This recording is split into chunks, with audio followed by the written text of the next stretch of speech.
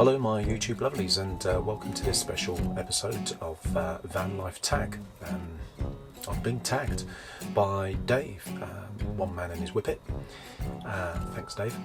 And this all started from Mel, Pebbles and Peach. She came up with 10 generic questions for van lifers or van weekenders or van people. And so I'm going to ask myself on the sofa here, Rob, how do you do? Hi. And we're going to see what he has to say to these 10 van life questions. Okay, so Rob, to start with, what is the make and model of your van? Make and model of my van. Okay, so I have an Iveco Daily, or Iveco Daily, however you want to pronounce it.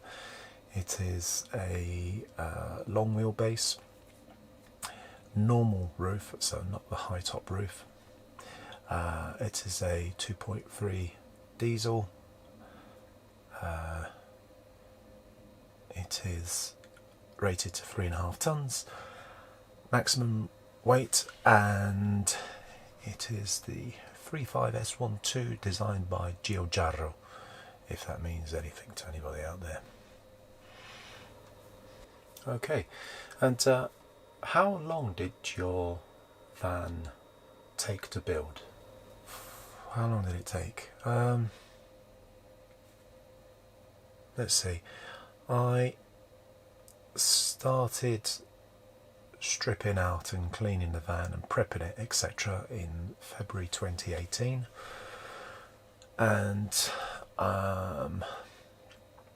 I then went away for a bit and then came back in April of 2018, and then did a couple of months work of prepping and then doing all the insulation and putting in all the timber, etc, etc. So that period was probably about 3 months, weekends and occasional evenings, and then I moved into it as an empty shell. So all the insulation was done. The only thing I'd done was the panelling on the walls, and the floor was done. Ceiling was insulated but wasn't finished, and then I moved in, and then building all of the furniture and the bed, the wardrobe, kitchen, bookshelf behind me, sofa that we're sat on, etc, etc, was about 2 weeks. I was actually living in it, stripping it and taking my belongings out and then building whilst living in it. So I don't know, let's say a little over 3 months, but I'm still building. You know, it's I keep kidding myself, and I always say this, I'm about 90% done, but there's still little bits and pieces, but I'm nearly there. But there'll always be little bits and pieces that I want to do. Yeah, it's just the way it goes. Yeah, it's never ending. So as you say, over a number of months, and yet it still continues. So where has been your favourite place to stay in your van? Favourite place to stay is very recently was waking up on the shores of Lake Windermere. That was one of my favourite places. I've had a few, to be fair. I also like any time I'm at a van meetup.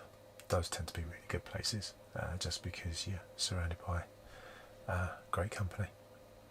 And so the flip side of that question is, where is the worst place you've stayed in your van? Oh gosh, worst place to stay in my van. There was a park up. When I first moved into the van, I was recceing loads of places. There's a vlog that I did called 40 Days and 40 Nights, talking about all the various places that I visited, etc. And I think it's the second, no, is it the third vlog I did? It's called Caught in a Storm. Well, after I recorded that, I drove to this particular lay-by, which I had my eye on and thought it was amazing. And I pulled up, and as I drove in, about sort of a third of the way, and it was quite a big lay-by, and it was sort of offset from the road, so there was a big sort of embankment with trees, etc. And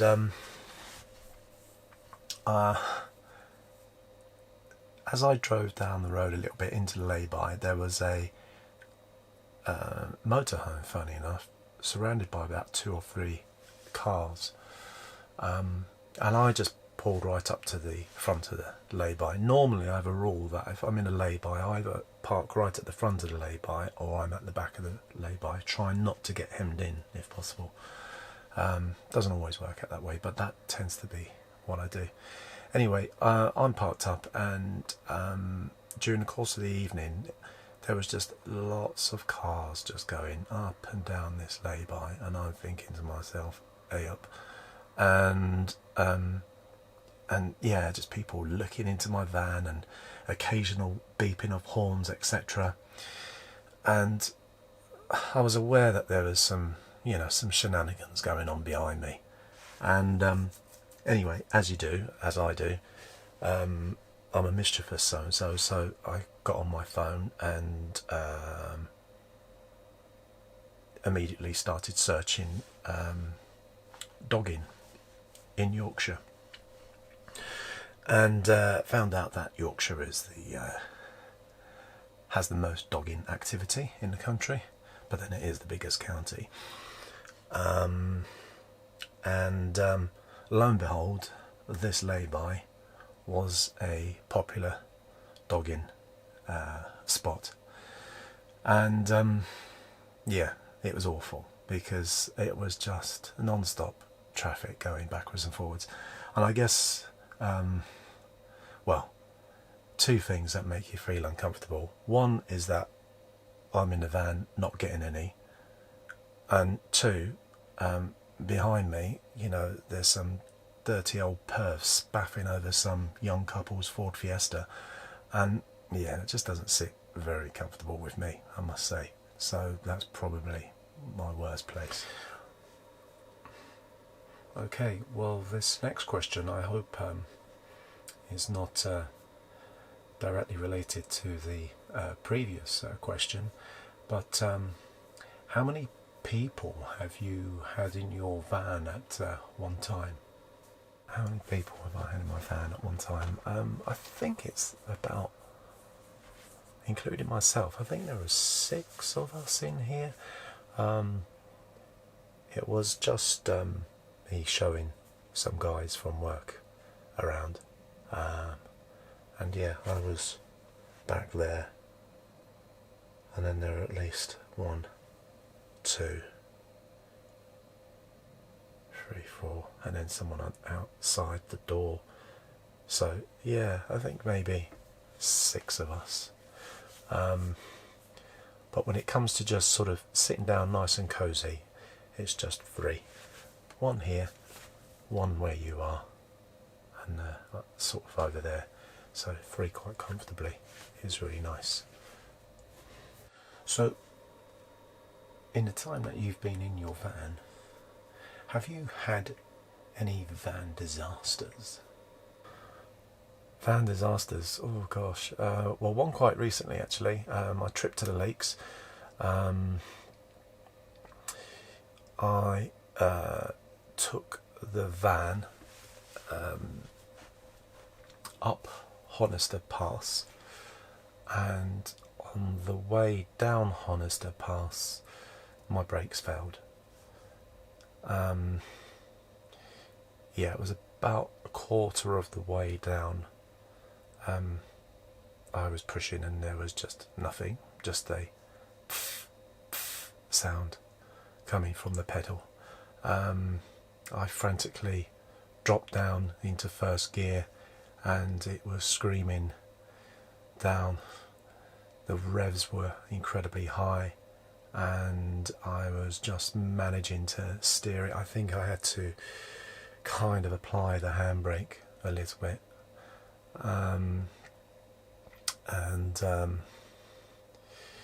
yeah, just about made it down.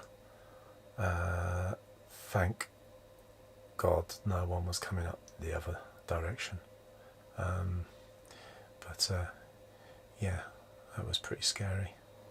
You must have been frightened. Yeah, to say the least. I was shitting myself. I thought, oh Christ, here we go, 3.5 ton of van and belongings and myself over the edge into a ravine. I was like, So yeah, that was a minor van disaster, but the brakes cooled down eventually. When I got to the bottom, I cooled down, changed my pants, and here to tell a story. So Rob, tell me, what is your favourite feature of your van? Well, favourite feature of my van is, oh gosh, there were so many. I like this feature behind me. I like the room divider. It is a room divider. That doubles as a bookshelf. But where you're sat, this is, that is probably the best view of the van, because you get to see everything from your side. But I spend most of my time in this position with my back up against this bookcase with my laptop here, watching Netflix, etc. So I rarely sit where you are, but when I do, it's often when it's summertime and I've got the door open, and then I can look out. But yeah, I guess this part, and that thing on the wall over there, my control for my diesel heater, that's a game changer. I spent a lot of money on mine because I went all out and bought myself a Webasto, but yeah, it's without that it would be pretty dire living in this thing. So yeah, that's a game changer, that thing. So tell me, Rob, what is your least favourite part about van life? Least favourite part of van life. Liam mentions the stigma. I agree with him on that, for pretty much the same reasons, but I won't divulge into that. There's another side of the stigma of van life that gets to me a little bit, and that is from, bizarrely enough, and I don't know how this is, but the sort of caravan stroke motorhome fraternity, how it kind of turns its nose up ever so slightly on those that are converting vans and living in vans. Every now and then I sort of book myself into a campsite. I've been turned away. I've rocked up to campsites and have been turned away, and I just don't get it. I sometimes think to myself, I don't know, I wonder, and this is me casting aspersions here, but I wonder if there's two trains of thought here. You have Dorothy sat in her Swift Excalibur 1000-X2, whatever it is, caravan motor, and she's making herself a pot of tea in the morning, and then she goes out and sits on her cushion-clad recliner underneath her canopy, and all I can imagine is this call to David, who runs the site, and her saying, "Oh, David, I must say, I'm very disappointed that this morning I woke up and there was this awful, dirty, great big white panel van, I think it was an Iveco Daily, sat obscuring my view." Well, Dorothy, you can go do one. The other side is, I don't know whether there's a Brian or someone like that. This is what goes through my head. There's a Brian who is chair of a motorhome caravan clubs of Great Britain or something like that, and has sat there and for whatever reason has deemed it absolutely necessary for the terms and conditions that all riffraff and ruffians that live in these self-built vans are not welcome on our sites. And quite honestly, that just really boils my piss, because ultimately, if someone gave me 50 to 100 grand and said, "There you go, Rob, spend that on a motorhome," yeah, I would. Thank you very much. However, I'd probably, with 50 to 100 grand to spend, I'd probably buy myself a newer van and do it up all the same, and then use the money wisely elsewhere. I don't know. I just, I quite like opening my door and seeing an old Mercedes ambulance or a blue Transit with a rather large roof rack on it. You know who you are. I kind of like the idea of just looking out and seeing quirky vans, and I think this view of sites and particular section of people is discriminatory, and I think it's just wrong. I don't think can you imagine if Camp Quirky or any van meetup puts a big shout out and says, "Oh, under no circumstances is a coach built vehicle allowed to attend our event," then crikey, your likes of your Darrens and your Phils of the world, they're out in the cold, and it's not on.